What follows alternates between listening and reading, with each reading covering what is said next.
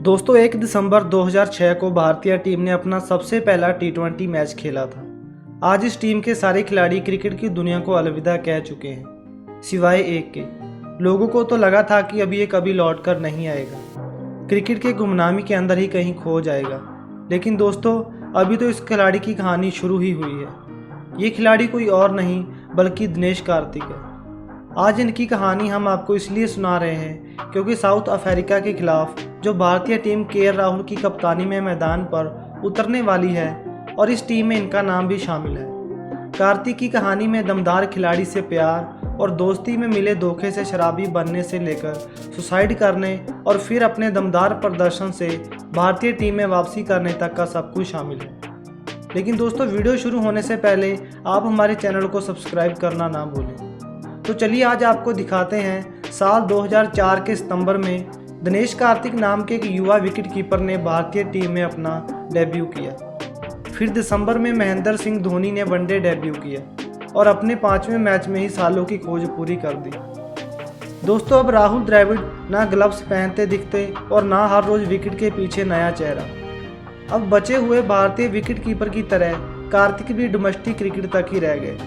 इस बात को 18 साल पूरे होने वाले हैं और इन सालों में कार्तिक कई बार टीम इंडिया से बाहर हुए और तकरीबन हर बार बाहर होने के कुछ वक्त बाद उन्होंने बेहतरीन वापसी की। अब IPL में अच्छा खेले और टीम इंडिया में वापसी की तो उन्होंने अपने बल्ले से ऐसा धमाल मचाया है कि लोग सीधे बोल रहे हैं भले रोहित विराट को बिठा दो लेकिन कार्तिक जरूर इस साल T20 वर्ल्ड कप खेलेंगे। अब ये तो हुआ कार्तिक के करियर और उनकी फॉर्म का छोटा सा भाग।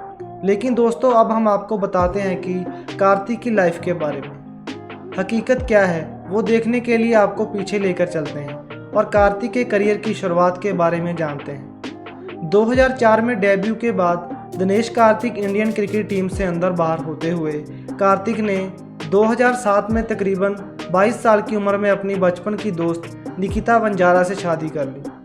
दोस्तों कहते हैं कि अरेंज मैरिज थी और दोनों के पिता अच्छे दोस्त थे और उन्होंने पुरानी हिंदी फिल्मों की तरह इस दोस्ती को रिश्तेदारी में बदल दिया। दिनेश और निकिता की शादी हो गई, सब सही चल रहा था। क्रिक इन्फो के मुताबिक दिनेश को पहली बार साल 2009 में तमिलनाडु की कप्तानी मिली। तमिलनाडु टीम में ओपनर मुरली विजय और दिनेश कार्तिक अच्छे दोस्त थे और उसी दोस्ती में कार्तिक ने निकिता और विजय की मुलाकात करवाई। दोनों मिलने लगे, फिर प्यार में पड़ गए।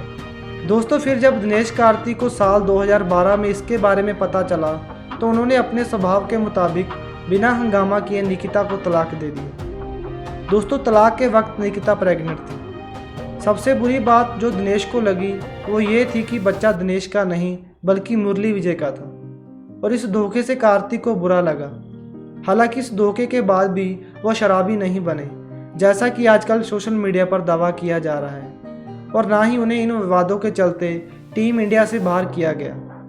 टीम इंडिया में सालों से दूसरे विकेटकीपर की जगह नहीं थी और इसकी वजह का नाम था धोनी। साल 2007 के वनडे वर्ल्ड कप से ठीक पहले चीफ सिलेक्टर अजीत वाडेकर ने चिल्ला चिल्लाकर कहा था कि धोनी है, हमें दूसरा विकेटकीपर नहीं चाहिए, जरूरत पड़ी तो द्रविड़ संभाल लेंगे। उन्होंने कहा बैट्समैन के रूप में हमें कार्तिक नहीं चाहिए, हमारे पास बहुत बल्लेबाज हैं।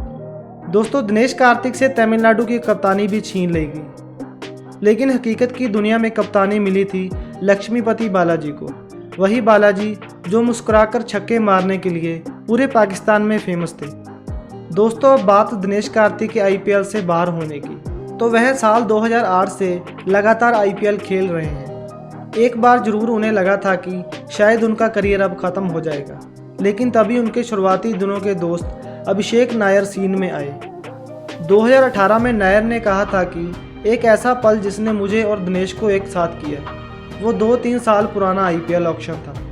कार्तिक खुश नहीं था क्योंकि उसे बहुत कम दाम में खरीदा गया था। दोस्तों अपने पूरे करियर में वह इतने कम पैसों में कभी नहीं बिका था। कार्तिक हिल गया था और उसे लगा कि शायद ये उसके करियर का अंत है। इसके बाद नायर ने कार्तिक के साथ हजारों किलोमीटर का सफ़र तय किया, देश के अलग अलग मैदानों में गए, सैकड़ों युवा क्रिकेटर के साथ मिलकर प्रैक्टिस की और फिर कार्तिक वो कार्तिक बने जिसके हम सब फैन हैं। दोस्तों अब बात उस कार्तिक की जिसे लोग कह रहे थे कि वो फिटनेस से काफ़ी दूर हो चुके थे। बर्बाद हो रहे थे, आत्महत्या की बात सोच रहे थे। तो हम आपको बता दें कि कार्तिक शुरू से ही अब तक इंडिया क्रिकेट के सबसे फिट प्लेयर में से एक हैं और ये बात रॉबिन सिंह ने कही थी।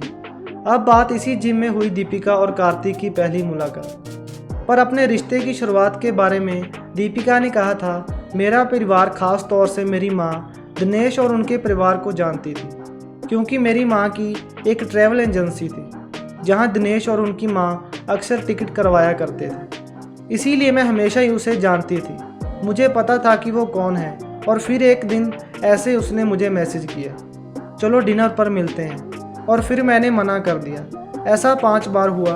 वो मुझे बुलाता और मैं मना करती रही। मैं कभी कहती मैं जिम में हूँ तो कभी कहती ट्रैवल कर रही हूँ। फिर कार्तिक ने मुझे मैसेज किया कि जब चेन्नई वापस आना तब मिलेंगे। तब मैंने कहा कि मैं अभी यहीं हूँ लेकिन कल ऑस्ट्रेलिया निकल रही हूँ, इसलिए मिल नहीं सकती। हम दोनों एक जिम में ट्रेनिंग करते थे और मैंने असल में कभी भी दिनेश को जिम में नहीं देखा था, क्योंकि मैं सुबह 6 बजे जिम जाती थी। फिर जब मैं अगले दिन सुबह 6 बजे जिम पहुंची तो मुझे वहां दिनेश दिख गया।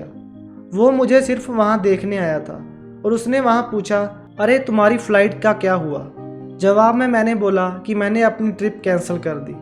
दोस्तों, तमाम बहाने बनाने के बाद दीपिका कार्तिक से मिलने को तैयार हो गई। फिर दीपिका ने कार्तिक को अगले दिन सुबह 7 बजे का वक्त दिया।